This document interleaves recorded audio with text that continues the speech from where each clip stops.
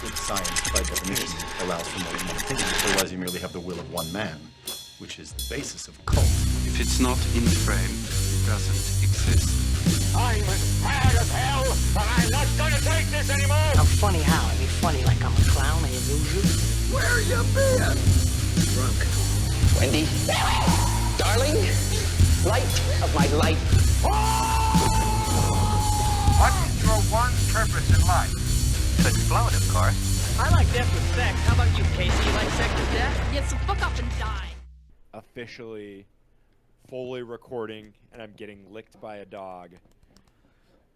And I'm not going to tell you where. This is the Cult of Cinema Knowledge, folks. Oh, man. Jordan, Dude. the dog lover. Yeah. You better not we get licked by my recorded dogs. 30. I know. Yeah, dude. Oh, I'm going to be alone with your dogs. You don't even know. We should have recorded 30 minutes ago. We always should. Like, cause we just yap and yap and yap. Yeah. We'll just dox ourselves 1,000 times. It's mostly just 20 minutes of us complaining about our bodies. Like, Yeah, I know. That's like, oh, man, don't ever grow up, kids. Yeah. Stay as young as possible. Yeah, and which is the Hey, the mantra. That's the theme. yeah. That's the theme of this movie, too. It's the theme of the main character, anyway. So, Oh, sure. Yeah. we're in the middle of it. It feels like the apocalypse in real world, so we're also watching apocalypse movies. And then this week we watched the third in the unofficial Cornetto trilogy, The World's End, which is. Well, I think it's like official. They released a box set. I know, but I wouldn't. But I don't know. It's a trilogy. I don't know. I have a hard time calling movies trilogies when they're technically not related to each other. When they're themed. It would be Like like calling thematic Tarantino movies trilogies. Like you can't like Right. It's like I have a hard time even calling like, The Man with No Name a trilogy, like it is, because it's at least one character though. Yeah. I guess that's a little harder because it's like that's a little easier. When people say because like of the Drifter, thematic, but like thematic trilogies and stuff like that, I'm like, anyway, you know what I'm talking well, about. Dude, Everyone knows what I'm talking about. Before we do the synopsis, I gotta say something real quick because I thought I didn't really. I don't know. Anyways, we'll get into how we feel about this movie, but I feel like, we just watched the Before trilogy, and I feel like the Cornetto trilogy like falls kind of in place with that, and just stew on that for a second, and I'll explain a little bit further after we do the synopsis and stuff. You could see like the growth of the filmmakers in a way, like in their like 100%, as and this is them their relationship.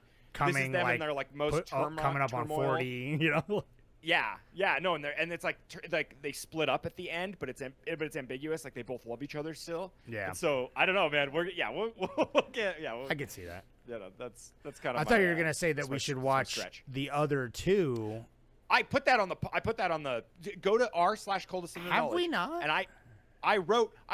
Why haven't we watched these? How have we not watched Shaun of the Dead? Like I mean, both are great. I was gonna put Shaun of the Dead on the poll this month. You need to, but you need to I double swear to check. God, we've already watched Shaun of the Dead. I checked on Podbean. I'm not the one to ask, dude. I'm not the one to ask. I went to Podbean because I wasn't sure because I felt like in my bones that we've watched them, but then I was like, no, maybe we haven't. So I went to Podbean, and when the Podbean search engine is really weird, especially on mobile. I can find it. I will look. I will double check.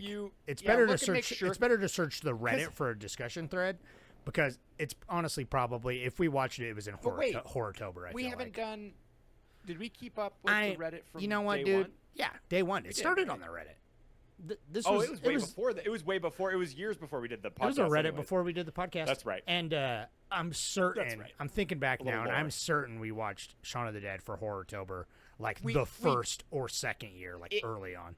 Yes, but I don't know if we. I don't think we did a pod for it, or did we? It was Horrortober. So we talked about it for like 10 minutes, and so we forgot about it because it's Shaun of the Dead, and everyone's seen Shaun of the Dead. They better have. But I want to. I'd be down to watch it again, and also Hot Fuzz. But this movie, I was glad to watch again. Dude, I swear to God, we've watched Hot Fuzz too. I don't know. I swear, I could feel it. I don't. But anyways, okay. Well, do you want a quick synopsis for this or what? Yeah. Are you got gonna one? Oh yeah, sure. I mean, I can do it too. Gary King. I'll give you a quick one. Gary King. He's the fucking bad boy and him and his buddies, Andy and O-Man and all the gang, Steven, whatever. They graduate high school and they try to go on this big bender in their hometown to go do the Golden Mile. It's like a pub crawl of 12 bars, ending at the last bar of the World's End. And it's a big crazy night and they don't finish it. And then, smash cut 20 years later, and Gary King is like an alcoholic, depressive, but he's like he's not changed a day. He's stuck in that day pretty much. And he decides that to get his life kind of back on track, it's because he never finished the Golden Mile basically. And so he gets all his friends back together 20 years later, and they're all successful with families. And he convinces them with his like childlike man-child charm, and brings them all back together, and they go back to their hometowns, mostly reluctantly, and start having their drinks, and their past histories come up. And, Andy's character, played by Nick Frost, is like, doesn't drink anymore because he was like in a drinking and driving accident that was like, turns out is Gary's fault and everything. But, interpersonal dramas and relationships. Rosamund Pike shows up. She's one of the dude's sisters, whatever. Gary and Steven got crushes on her. Oh, yeah, right. They whatever. kind of force a love triangle. Sure, I don't know why, but she's there and she's fine. But eventually, if you didn't know anything about this movie, about 30 minutes in or something like that, it takes a turn where Gary gets in a fight with some random dude in the town, and he comes apart in Lego pieces, kind of. It's like his head pops off.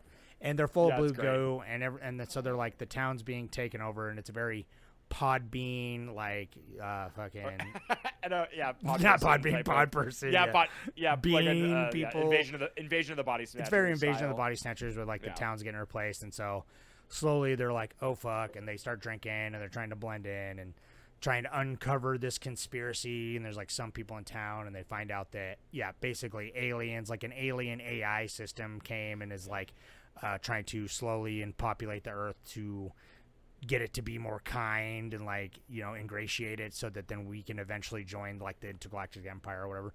It's gets pretty fucking crazy. There's a lot of cool fight sequences, and Gary realize they all kind of get drunk, and they're like, no, humans, we don't need your help. Who are you to be the arbiter of our judgment? We're fuck ups, and we like it that way. And so the AI is like, all right, fuck you, and then just fucks off, and then the world ends, literally, and all technology is wiped from the planet because they brought us all modern technology, apparently. And so it ends, and it's like the post-apocalypse, but they're like some of the empty shell robots coming around now, and they're selling houses and stuff. It's wacky, but it's that's pretty much how it ends. It ends, and they're like, Gary I don't King know, Gary's doing out there, and he has zero character growth, and he gets to live his life again. He's got growth. He gets his gang back. Oh no, he doesn't. Yes, gets he his does. Gang back. He gets his gang back, and he just goes and he parties down. Dude. He It's does a nothing new. but I strongly I strongly disagree, but I think it's because he's the kind of guy that can only change so much. And it's in themes with the message of the movie, right? Because the message of the movie is we'll get into it, but it's very much you got to grow up. You can't be stuck in the past, but also conforming and being this, doing what other people think you ought to be doing is also not good. And so it's kind of the balance there. So him at the end, he's sober, and it's his perfect world. He hasn't grown in his way, but it's he's never gonna grow, right? Really. Yeah, but it's that's the step, and he's out there fighting for, I don't know, the blanks. I don't know. You can read that however you want. Because I can see that as just he uses it. Yeah, I know, right? It's what watch do you think this is for you? Second, third? This is third or fourth. This honestly might be my second time seeing this. I think it's my fourth, maybe, because it's I used to own this on DVD, I feel like, and so I watched it a couple times because I didn't realize people did not like this movie that much. Me either. And I get the argument that it's not the strongest in the trilogy, but is the third ever the strongest? It rarely is. Right. If we're sticking with a trilogy, Sure. I mean, you kind of have to, because it's that's the whole point. It's I said it on my Reddit though. Is comparison is the thief of joy, dude. It's everyone can't talk about this movie without being it's not as good as Shaun of the Dead, Hot Fuzz, and I'm like, oh, yeah, it's not. Those movies are genre-defining masterpieces. This movie's just like kind of weird and kind of clunky, but like really, it's still really good. I love it, and I think that what is fantastic is it's the barometer of those films where it's like horror has such a diehard. You can make the shittiest horror movie, and there's still going to be a very large subset of horror people who like it.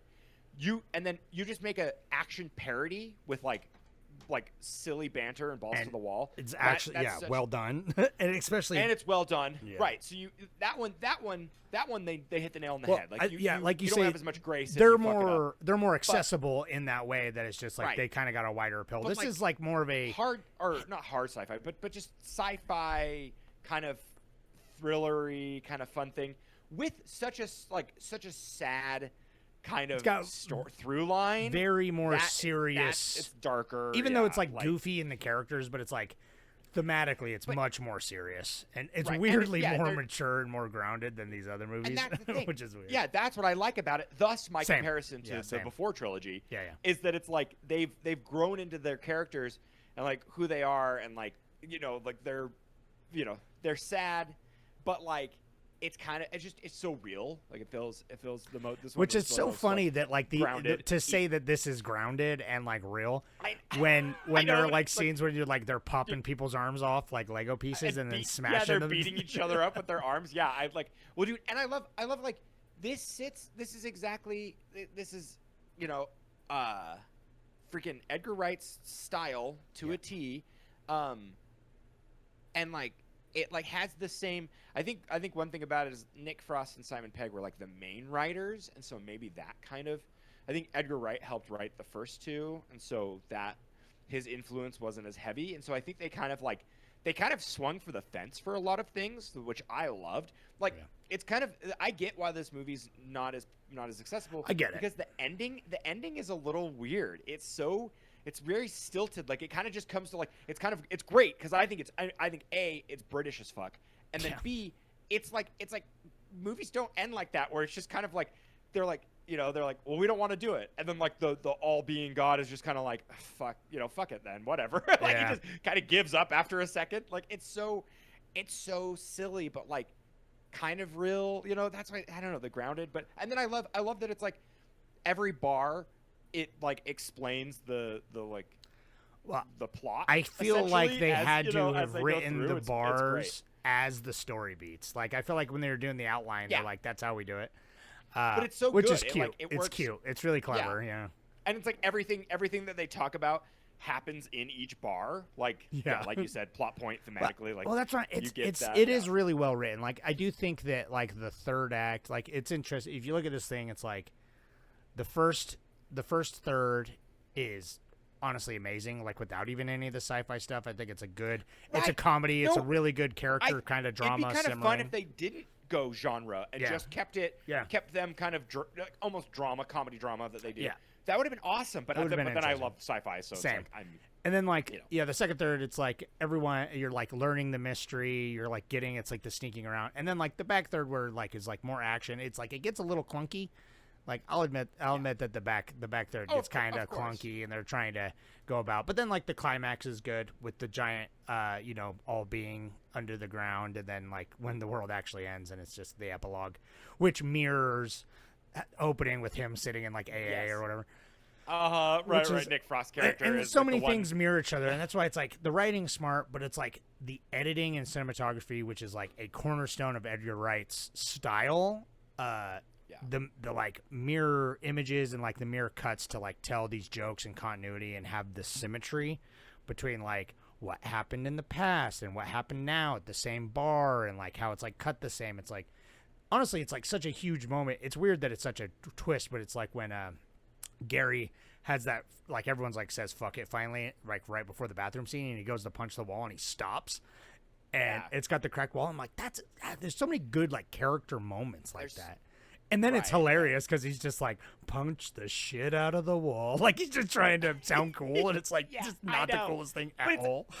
Yeah, right. That's what's great is like the whole time his delusions are fantastic. How he is written when he's talking about how he's like when he's like I put her in a car when they finally meet in the stoner house where they smoke weed. Yeah. They meet in that weird boathouse thing. But he meets and he's like I did one good thing in my life, and they're like, oh, so you admit it? You all the other things you've done have been shitty, and he was like not necessarily. So. Yeah, not necessarily. Like whatever. Yeah, like how he like he's always dodging responsibility is fantastic. Like it's great. The funniest things, like this movie, it's just clever. It's so well written. There's so many good jokes where they walk into the second bar and it's like identical as the first bar. Yes. And isn't it what's it called? Oh my god, see, I should have looked up. I need a list in front of me of all the bar names. I can't remember because it's supposed to be called. Oh, it's called the Deja Vu, right? Or no, it's something like that. It's something like the something friend. They say Deja Vu. They say no, because I think the second one is supposed to be like a copy or something like the. Oh my gosh, yeah. Anyways.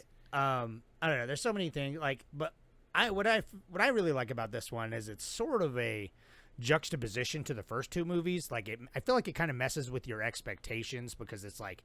Because of those two, you've come to expect a certain thing and a certain dynamic, and you get some of that, but it is different than the other two, and it's not as accessible as the other two. But seeing, Simon Pegg and Nick Frost playing like opposite type characters, where like Nick Frost is now the straight man, and Simon Pegg is like the wacky deluded, but like sadly deluded, like with more depth. Yeah, right. Is so funny, dude. Like Nick Frost, like he plays a perfect imbecile in the other two movies, and it's so good, but every time he can't put up with Gary's like dilute, like is the way he rationalizes everything to always be right, and the amount of times he's just like like he just has like a mini breakdown, or like he smashes the glass in his hand. Yeah, fucking that's good. Yeah, S-Peak comedy, dude. Like I don't know, every single time he's just like yeah. Well, it just like his frustration, it's like they do such a good job at towing the line between like comedy and drama. But I mean, it's like so weird because this movie I wouldn't say really has that much drama per se, but it does a pretty good job at like I think it's for got me serious stakes though. It's the stakes other than the stakes are sure, but the human stakes, right? Other than just the sci-fi, the genre like, stuff. And IRL, the history of their characters in the first two films, that's what I mean. Where thematically, like the before trilogy, is like I'm like, oh no, they're supposed to kiss. Like I don't, it's like I kind of like I don't like that they're not friends like in this. But then the more I think about it, like Before Midnight, I'm like, oh, but it's so good that like they're doing something different, and they're like they're trying something different, and it's like watching them butt heads, but like they still love each other, like I know that like they'll find each other in the end again, even though like Gary's just out drifting. Yeah, exactly. Like the Before trilogy again. It's a. It works. They fucking work, dude. I got tripped they work up saying together trilogy again. Because in the first, in Shaun of the Dead. In Shaun of the Dead, like that of Before Midnight or whatever the one is, Before Sunrise, I think is the first one. It's like their love is like strong and passionate and young, and it's like, never when you get to the third one, it's like everyone and every third movie in a trilogy, like Dark Knight Rises and famously and stuff, it's never gonna be what it was. And I like a movie I think of that Back can to the admit Future, that. True. Where they're just like fuck it, baby, we're going Cowboys. We're going hog wild. Yeah.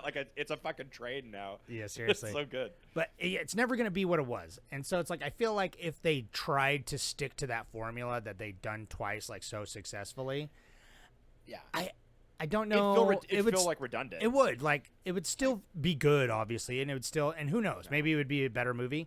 Like it'd be lauded as more of a classic if it was more like it would be a 100% different movie. I don't even know what it'd be. But the fact that this is kind of more off kilter, it's like I don't know, it can never be what it was. Well, it's like I feel like they were just ambitious, and so I appreciate the ambition. Yes, exactly, and that's Simon Pegg said that like this was like the most exciting one for him to make because it was complicated. Like all the characters had to come together, and have that like that tinge of nostalgia where you're like, oh man, wasn't this like the greatest of times? But then as they're living it now as adults, you're like learning that like, no, the shit was kind of like you're like rambunctious. Like I don't know, this movie hits really hard with me now being 36 because it's like when this came out, I was probably what 28 or something. You know, I don't know. I was still being like a pain in the butt. And oh no, I was even younger. Than I was gonna say 2013. Holy shit! I thought this was like 2018 or something. No, dude. Anyway, so I was like, yeah, I was in the thralls of my like party, like partying, drinking, hanging out, and having fun. And like now, I'm like, oh man, there was a lot of good times, of course, and that's what you reminisce when I about. saw this in there was theater, a lot I of was fucked like, up times. King Gay. Yeah, exactly. Yeah, King. Yeah, like you're like King Gay, and you're like smoking weed in the bathroom. But then now, as you watch it with like your child on your lap, you're like, ah, what it, what it was like. If only if I could drink 12 beers again in my life. Exactly, and it's like, yeah, you look back at these, and that's why this works so well, I guess, too, as the trilogy. It's like they have all the energy of youth and like all these things of the first two movies, but then this one, yeah, it is very much like looking back on it, and it's like the growing pains too. You don't. It's like what he says. He's like, oh, don't you remember? He's like, you always remember the Friday nights, and I always remember the Monday mornings. You know what I mean? Yeah, dude, 100%. That sums up. That should have been the tagline for this, because that's 100% how I feel. I feel like that's like that's the theme, the underlining subtext they wanted for this movie is that line right there. Well, and it's like split the difference, because I do feel like the theme does come around, because it's like Gary's wrong. You need to grow up. You need to not live. It's like idolize the past and everything, but also being so dejected, be like, I only remember the Monday mornings, and I have to be this square, and I have to, fit this peg and live this lifestyle and everything. It's learning not to be embarrassed by it, to just kind of embrace that's who you were, and like thank God you made it out alive. Well, and like, to be now, you with growth. Like you can grow without losing your identity, and I think this being like a Pod People movie, that's like a big point of that. It's just like every Pod People movie is like, oh, the fear of like communism or whatever. Oh, sure, right, but right, yeah. It's like losing your individuality, and so like that's what Gary's so afraid of. And then in the end, it's like, no, humans are like, fuck you. Humans are fuck ups, and we do whatever we want. And so like you keep your individuality, but you have to have growth with that. I think is kind of like what it comes away with. Which sums that up. It's like you gotta meet in the middle with those two extremes of how you live your life. You can't idolize your past so much, but you also don't have to just grow up because everyone says to grow up. Like you can have fun and be a post-apocalyptic adventurer that now drinks water in a healthy way. He's dealing with it in a healthy way, and that's growth, baby. Like yeah, I love it. Yeah, I love when they're having the whole time you were talking about that. I was thinking about when they're doing when he's like, I'm a robot. Yeah, what even is a robot? I am a robot. I am a robot. He's like, stop calling them robots. And then just like everyone's whispering, and like the timing, the comedic timing of this comes up. Fantastic. Oh my God, is this guy a robot? Yeah. Yeah. Like it's so, and I love like all the townspeople too. Like it does a good job at like building that up. Like when we saw this, I don't know. I swear to God we saw this together, but probably. I mean, I definitely remember seeing but, this in theaters with friends. But I definitely saw this in theaters because I was hella psyched for it. And I remember the first time I saw it, I didn't know how to handle it because it was such a deviation. I mean, from the first two, like in their relationship, basically. Yeah. But like I remember having no idea what it was going to be. Like I was like. Because I was like, oh, the town. I remember like the trailer it's kind of cryptic. Being like, oh yeah, what is the town's weird? And I was like, is this kind of another Hot Fuzz style? Like I thought like it was going to be like a Hot Fuzz sequel essentially, where it's like another, whatever Order of the Triad or whatever the hell, I can't remember in Hot Fuzz what the because I remember they had like the people standing around watching them and stuff like that, like being the creepy towns vibe again, which again like subverts expectations because I remember when that bathroom fight scene came around, because if you went into this movie 100% blind, like there are some minor hints to it earlier on if you know what's going to happen, but barely. Like, it comes so out of left field. It's just like when he knocks that dude's head off in the toilet, it's just like plump. And it pops. Yeah, dude, I love it. I love how it's got the like. It looks like a whatever peg. And that sounds so fun to write, honestly, because like that's the emotional climax of the characters when they find out his mom's not dead, and then Andy bursts in and is like, you lying sack of shit, and it's like all coming to a head. And he's like, but look, it's like a headless corpse. I love how they're like, all right, they're like 10 guys have walked into the bathroom and nobody's left in like 15 minutes. They're like, we've got to go. So like good. somebody has to leave.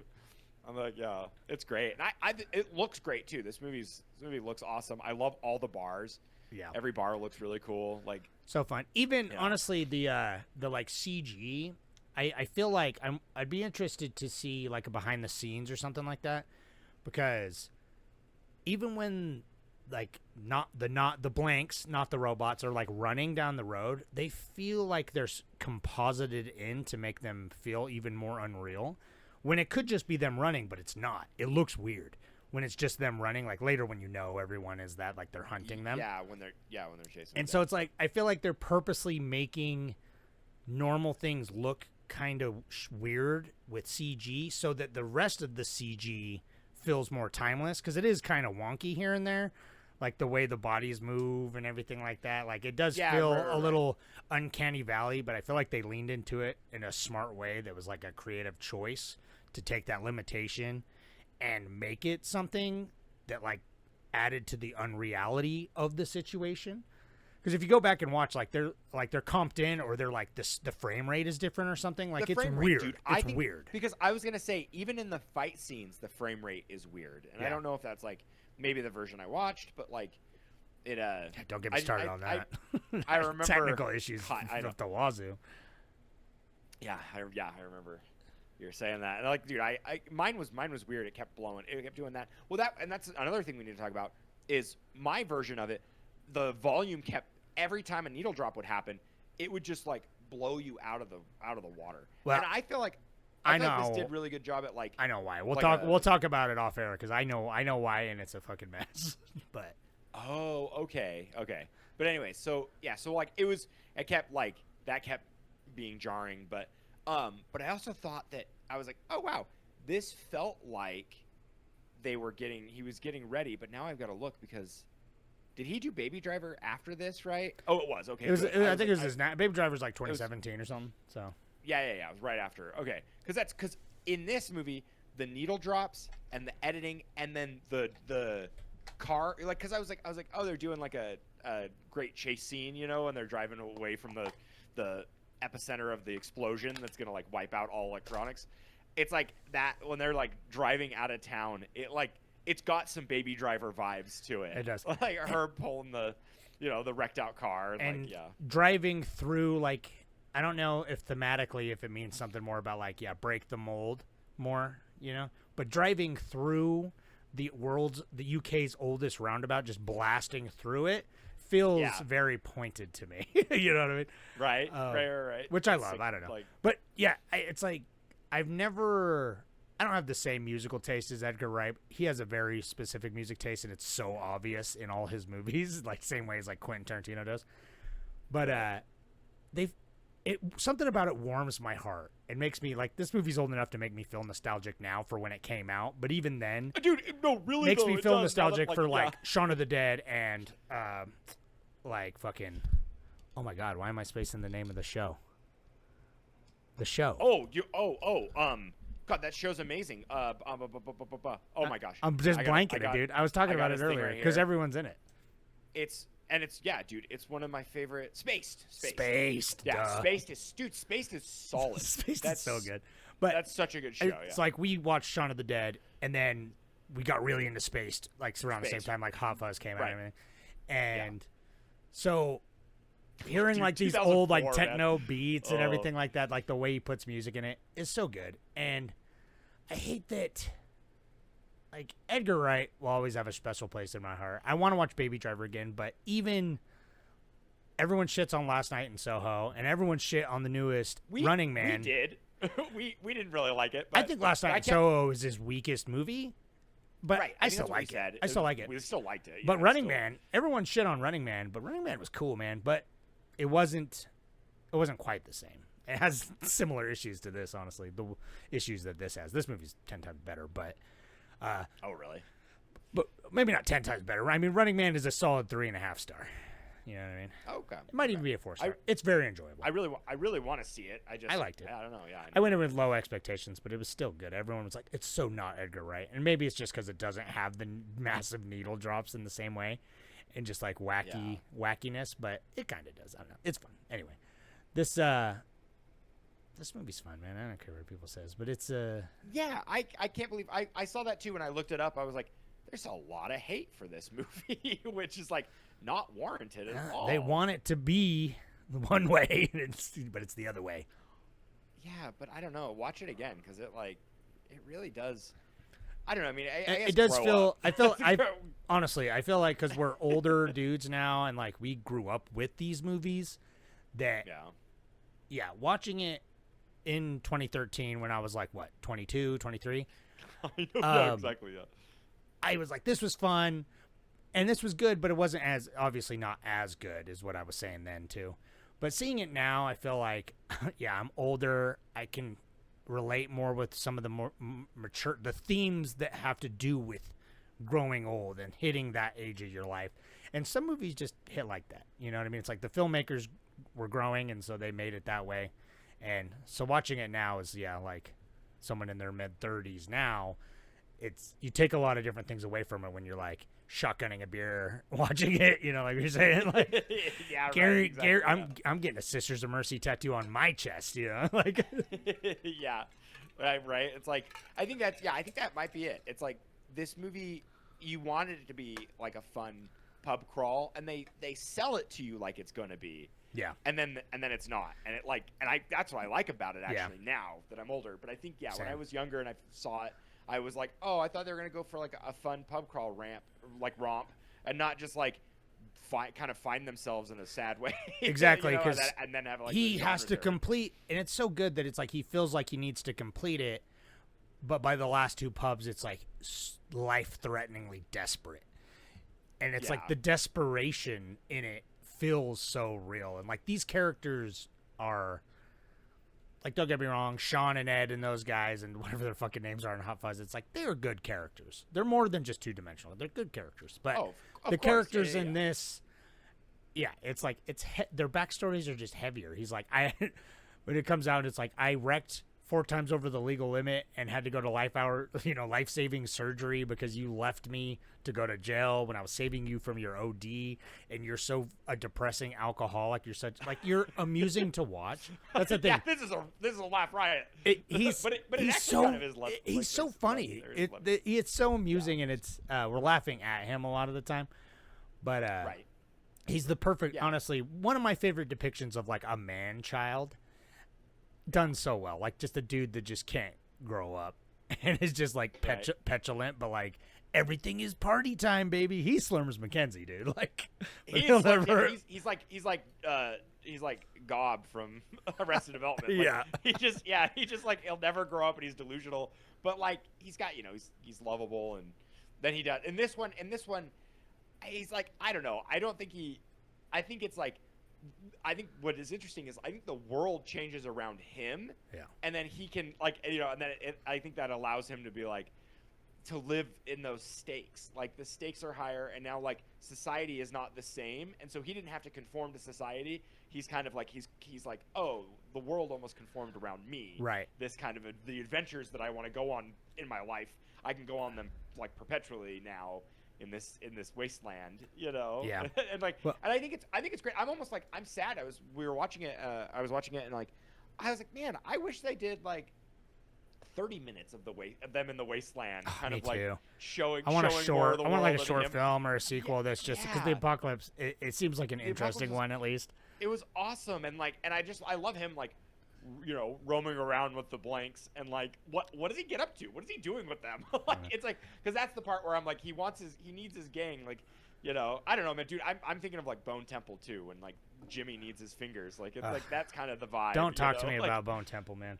I'm sad that there might not be a third one. We'll see, dude. If there's not a third one, I'm gonna write. I don't even care about the state of society. Like, that's what it will take. That will be the breaking point. Like, no third one. Yeah, literally, I don't even know what I'll do, dude. It's one of those crazy things where it's like 28 Days Later is my that's my favorite movie ever. So it's like this, and these sequels they've hit, and this is technically Bone Temple's the third in the sequel it's a trilogy. It's the fourth even. I guess technically, yeah. I guess forget about Weeks again. Everyone forgets about Weeks. No, but Weeks is not. Weeks is kind of canon, I guess. It's as canon. Weeks is as canon as the comic books are. So it's kind of one of those where it's like they exist. I remember the comic books. Yeah.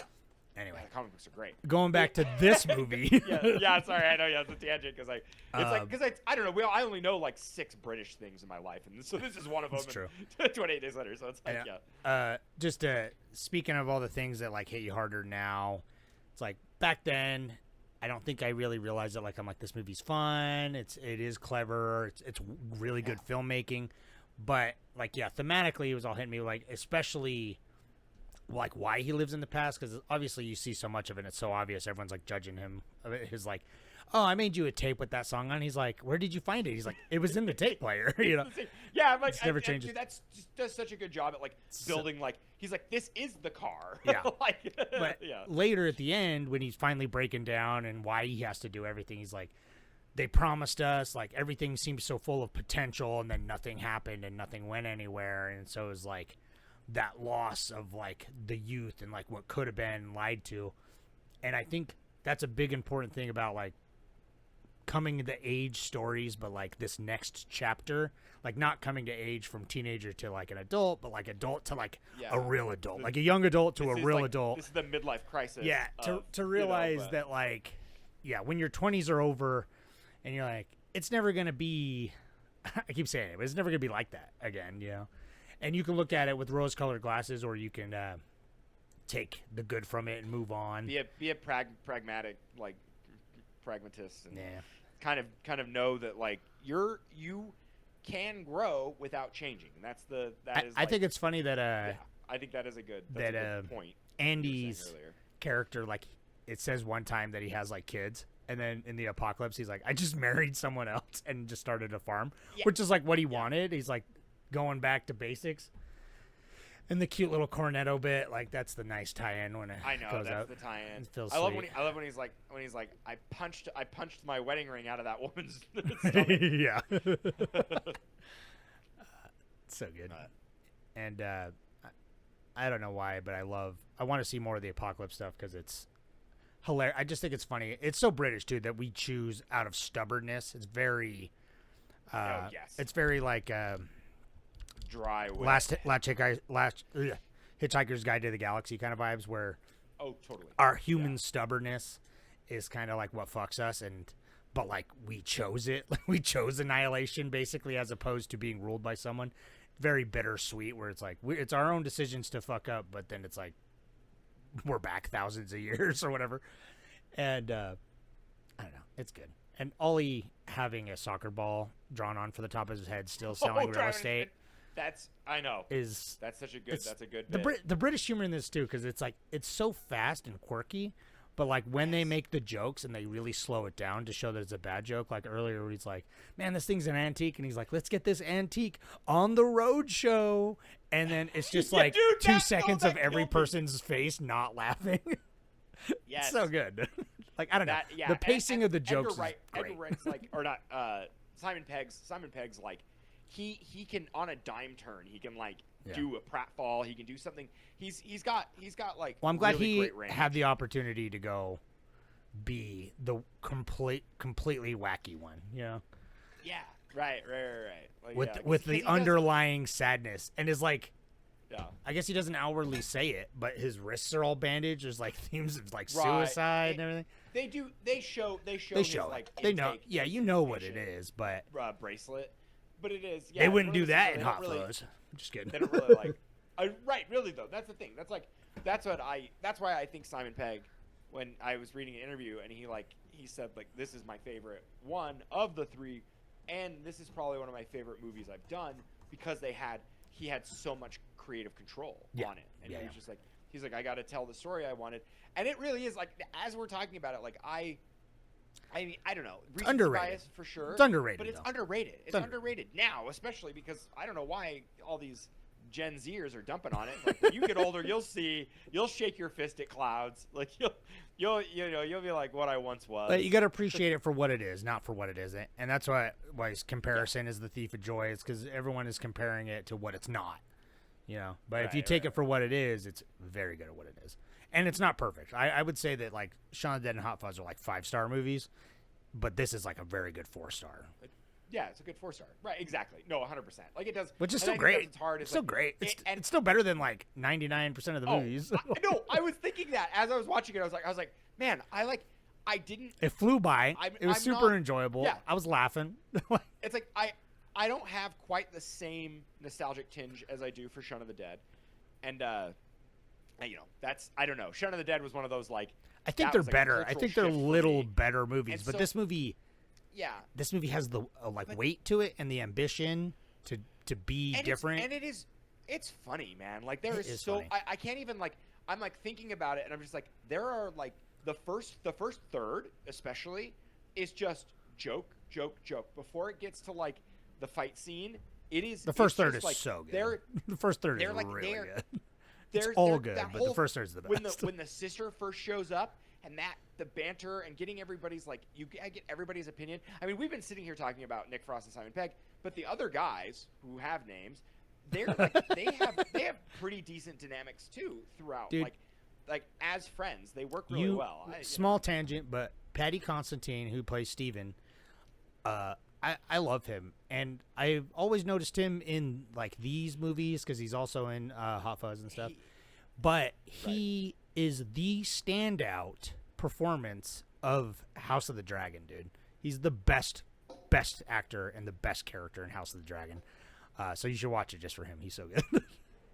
Okay. He's yeah, like I mean, he's sort of unrecognizable to a point. He's so good, but yeah, I know you won't watch it because you're too scorned from Yeah. Game of Thrones. But right, I know, right? Yeah. Well, maybe one day. But all the whole like that's a great band name. Write that down. Like, and he always like Simon Pegg's like he tells him that and he's like, I haven't played bass for like 20 years. Yeah. He's like, that's great. No, he wouldn't know. Anyway, it's a pretty good movie. You gotta give me. Right. I'm sad to hear that it certainly bombed. Right? Did it bomb? No, it did. No, that's the thing. It did. Did it pretty good? Because it had two very successful movies. Like, is the hype hoisting it up to it? Yeah, the hype was huge, and these came out these were like the perfect amount of time in between them. It's like just enough where you kind of like you're like, oh shit, that movie's back, and like it was exciting. And it's because they're not. That's what's so hard. They really aren't a true trilogy. So it's like that's how come I think they work so much better, anyways. Is because they, Well, I really like thematic trilogies. Like that. Like they're because it's a standalone. I get weird about trilogies because in my mind, a trilogy is like one arcing story. Like Lord of the Rings is the trilogy. But like Alien, those aren't trilogy. They aren't technically series. I mean, there's the Sigourney Weaver like arc, but it's you could watch each one individually. The only other perfect trilogy is Toy Story until they fucked that up. I know, right? Why does everyone do this? They just like how they need to yeek money, out that dude. money. Yeah. Speaking of yeeking money out, I'm about to yeek this out right here. All right, tell me.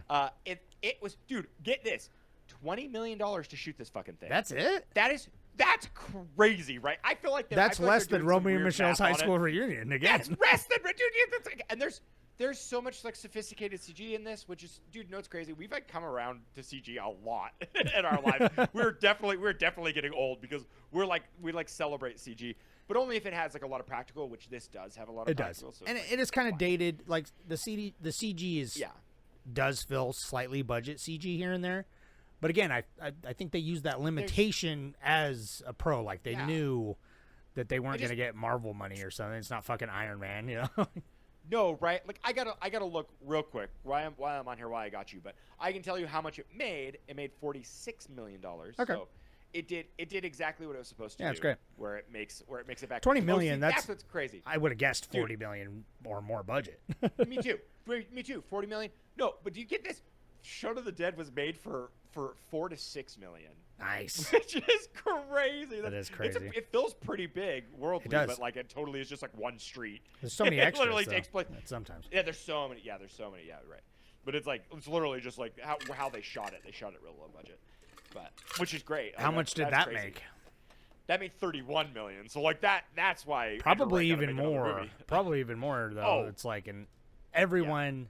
You know how many times I've seen the Shaun of the Dead DVD at someone's house back in the day? Yeah. Yes, dude. Yeah, 100%. I mean, we all. It's a we all classic. own one. It's hard to beat. It's such Shaun a good- Shaun of the Dead's hard to beat, man. Oh yeah. No, really though, it's one of those like they came out swinging, and they had space to back it up. So if you really like any of these go guys, watch and you haven't Space, watched dude. Space, Space is so good. I want to rewatch you Space. no. And the thing is, if you're like, oh, this movie's gotten too old. Everybody's so sad. I don't like it. Go watch Space because they're even younger and they're being even more burnout goofballs, and it's fucking amazing. So It's good. so good. Space Yeah. is great. Yeah, it's really good. But All right. you know, we got read it, and you said we had a little message. Yeah, we got a voicemail. So Somebody call in. Hell yeah. S Faulkner 89 says easily the worst of the big three. It's it's fine, but there aren't really many laughs in it. The end bit, I suppose, is kind of good, but not really. There are plenty of better examples of this kind of ending. I can understand. Listen to our podcast. I can understand that perspective, but no laughs, man. This is hilarious. I know. I was gonna say. I know. I really, truly, genuinely, like. Did you not laugh because it was like quick? Not to like judge you or anything. But like I'm curious how you didn't laugh when like there were times in this where I'm like this is a funny bit, not even like to the theme. Just like they're just the Antiques Roadshow is a great bit. Some of the and good pratfalls. It's great. Yeah. And it's like even if you don't know about the fence, hopping thing, it's funny. It's funny in this. I don't know. Anyway. It is funny. I also But thank you for commenting. Yeah. I love hearing. Other yeah, for people's sure. opinions. And also, he says that there are better examples that do that kind of ending, and I'm sure that's true. But I'm trying to think because I like the ending where it ends in the apocalypse, but it's kind of like a good thing. Like I don't know, it's a bittersweet ending, surely. And I should comment back and just ask for examples, just for my own benefit, just because I'm not like saying like, ugh, like what, but like I like that. right, I like really- movies I that end really that am way. trying So to I'm think. I'm trying to be like, okay, like what, off the top of your head. Right, For I some can't reason, think of I'm movie drawing a that blank. ends- that has that kind of ending. I can think of movies that are like, that are just comedy apocalypse movies that are that are good. But Yeah. So Will's 152 says, never got to see Shaun of the Dead or Hot Fuzz at the flicks, but loved them. So we went to see this with high hopes. Quite disappointing. Simon Pegg's main character is quite sad and unpleasant, really, and the others aren't particularly likable in any other way. Nick Frost's character in particular seems very out of sync with the rest of the films, and Martin Freeman saying "OMG" was just cringe. That was cringe, though. oh, that was no, I WTF. I It's love WTF. WTF. What the fuck does was WTF so- mean? And then, Yeah, and then the no, other and dude comes I out, just- what the fuck? What the fuck? And then He's like, they ah. yeah.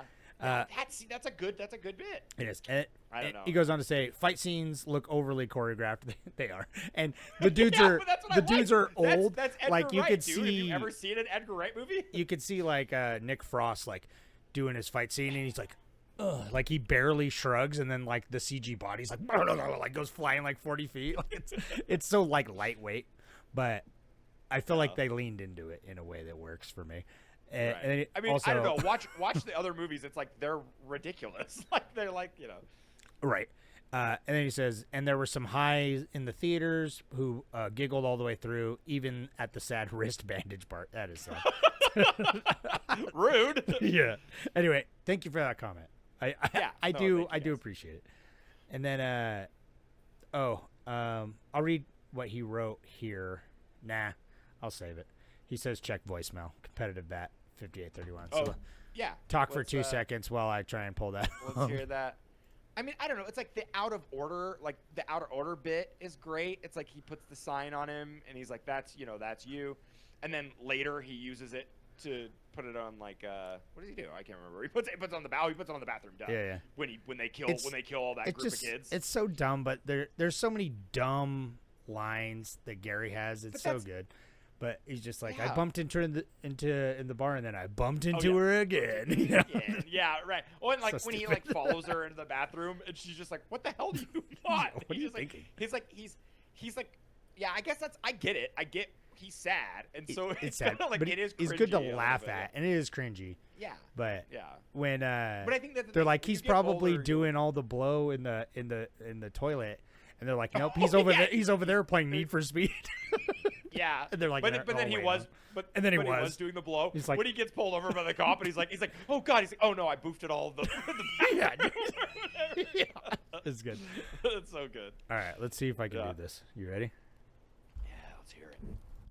Hey, this is Competitive Bat leaving a comment on the phone again. So I've seen this movie maybe once or twice, and I actually liked it more on rewatch. I don't disagree that it doesn't have a lot of laugh out loud moments, but it is kind of fitting with the rest of the trilogy that, like everybody knows, it makes me think the writer is like scared of growing up, and like his way of rebelling against growing up is very anti-conformist, because it feels like in all three of his movies, like the quote-unquote bad guys is like conformity in society at large, and this is just a furtherance of that, with Blanks taking over his town, it's like boyhood town, and then replacing like these pubs with these great identities with just like generic, like the same old across the board. But that's everything for now. Peace. Did you hear any of that? Yeah, I mean, I caught a little bit of it. It was saying a lot. hard to hear. You're gonna have to. Do you put the actual voicemail in? Yeah, the pod? yeah. Okay, good. It was easy when I had the second mic with Mary doing it, but it's harder now. Dude, thank you for that comment. Competitive Bat, you sound sick. Are you doing okay? You sound sick, bro. Okay, I couldn't tell. It sounded scratchy, like, but I was like, maybe that's half your voice. Anyway, no, Live he's on. saying about the conformity being the ultimate evil, kind of in all the other movies too. Like, because zombies, where do zombies start? Right. You go back to Dawn of the Dead, and it's all about like conformity and like mindlessness of consumerism, and it's like that with Shaun of the Dead, and then obviously the good of the town, the greater good with the they're not even a cult. The town leaders, they're just like, it's very much the same themes, but they play with it different in this one. So I'm glad this sat better with you, because I agree. I feel like I got a more appreciation for it this time around. But I guess we're in the minority. I don't know. I know. Fucked us, I guess. Yeah, it's crazy. I honestly, but I mean, I guess I'm getting it's soft it's in funny my old 'cause we're- age too, though. I feel like I'm less critical, dude. Dude, 100%. No, it's weird. I definitely will watch a movie and be like, that was okay. Where I normally would have like banished the film. Yeah, 15 years ago, I'd be like, this sack of shit deserves to be burned, and now I'm like, Yeah. it wasn't perfect, but I appreciate what it was going for. Right. Yeah, I mean that's how it goes. I guess you get older and you've lived life, and so you kind of know that, if a giant little head came down and was like, hey, we're gonna take over the world, I'd probably be like, I don't know about that. On episode 2000, when we're doing this forever, Yeah. and we'll revisit this movie when we're like 45, and we'll look back and be like, man, when we were in our mid-30s, we were so young and hopeful. Now we're bitter again. Yeah, that's true. Yeah, maybe it'll come full circle. We're just beat down now. We're beat down. But later we'll just be in pain. We'll be living in the apocalypse, probably. So maybe. no Cornettos. We'll see Go live every day like it's all going to explode tomorrow, because it might. And go treat Eat yourself. as much Cornettos Go as treat possible. yourself to a Cornetto. I'm going to go. God, I don't want one. That sounds good. Sounds like it hurt my teeth, though. So I know. I was gonna say, you're out of your Shrek pops at home there. So yeah, sadly.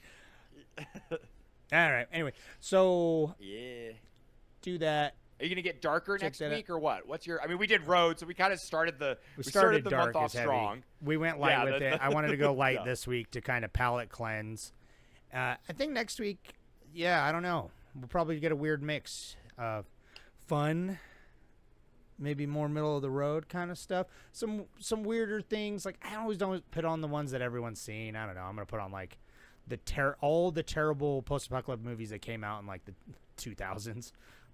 Oblivion and stuff. I don't know. 2012, dude. You should put 2012 on there. Well, I guess that's more of a disaster movie, huh? Nah, it counts. I might put it on the poll. Yeah, sure. I've never seen it, so I don't know. But they count. I know. But that's the thing. I was gonna put maybe like Armageddon or something. Those count. Yeah. Okay. Because that's why I said apocalypse, not specifically apocalyptic. Post-apocalyptic.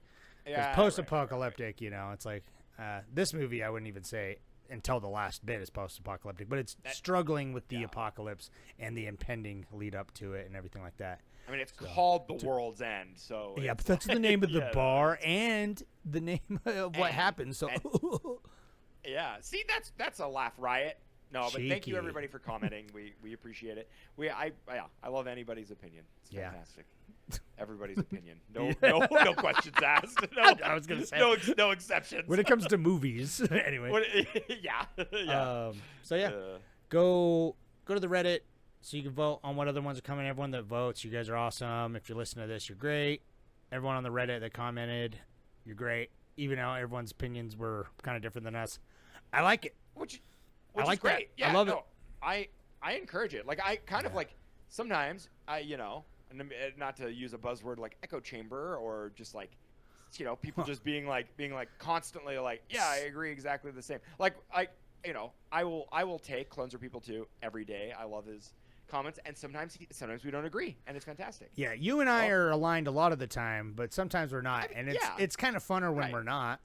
But Right, yeah, we exactly, could sit yeah, and yeah. gush about a movie forever. Well, right, yeah, like we can do both. But if you'd like to participate like competitive bat, you can dial our number at 385-275-0169. Give us a little ring a ding, and we'll hear your Yeah, we'll hear check your, out the message. And Patreon. if We'll you can do just some tell us bonus in your stuff. message. Yeah. If you don't want us to put it on the episode, let us know. Yeah. But besides that, we're just gonna put it on there, and we'll have your opinion. I know the We'll people probably on maybe Reddit. read it and talk about The it. people on Reddit who comment but then never listen to the podcast, they'll find out that we're reading their comments. Like, what the fuck? Yeah, yeah. they're like, no, but that's fine. It's the anonymity. it's C anemone. Yeah. But, See you, yeah. enemy? So, All right. Anyway, we love fun movie. Check out all the things, and yeah, we'll be back next week to talk about some more apocalyptic movies. So stay tuned for that. All right, bye now.